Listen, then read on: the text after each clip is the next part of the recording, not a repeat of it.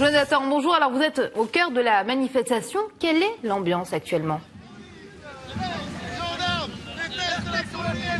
Oui, effectivement, cette manifestation qui est partie de la place du Palais Royal, le Conseil d'État, comme on l'a mentionné, entre 200 et 300 personnes, très majoritairement des gilets jaunes historiques que l'on voit dans les rues de Paris depuis plusieurs mois, plusieurs années maintenant, et des revendications assez diverses, mais effectivement notamment centrées sur la loi de sécurité globale et son fameux article 24, qui vise à pénaliser certaines diffusions d'images de violence des forces de l'ordre, mais aussi d'autres revendications. Je vous propose d'écouter certains participants à cette manifestation aujourd'hui.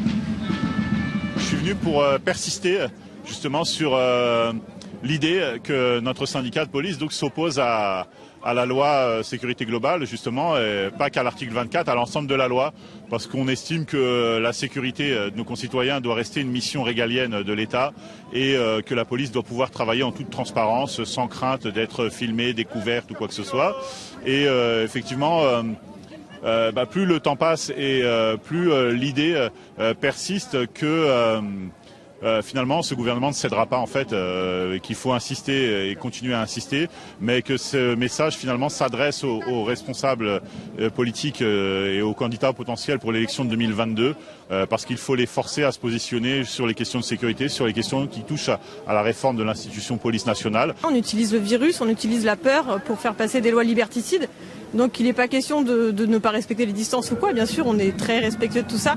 Mais je pense que là, il y a des problèmes qui sont au-dessus de ça et qui sont hyper urgents. Donc moi, je suis là en tant qu'humaine, tout simplement. Hein. C'est même pas qu'en tant qu'auteur ou quoi. C'est que là, il y a plein de lois qui passent et il faut absolument lutter contre ça. On se dirige vers un régime autoritaire, clairement. Il est important que dans notre pays, la France, pays des droits de l'homme, que les gens soient informés librement et de manière indépendante.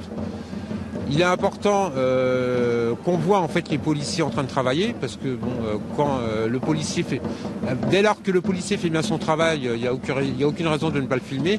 Et puis c'est important aussi pour nous avocats d'avoir des vidéos, parce que quand une personne est accusée de violence à l'encontre des forces de l'ordre, ou quand elle est accusée d'avoir commis un outrage, malheureusement, si on n'a pas de vidéo, ça sera la parole du policier assermenté qui va prévaloir sur celle de la personne qui est mise en cause.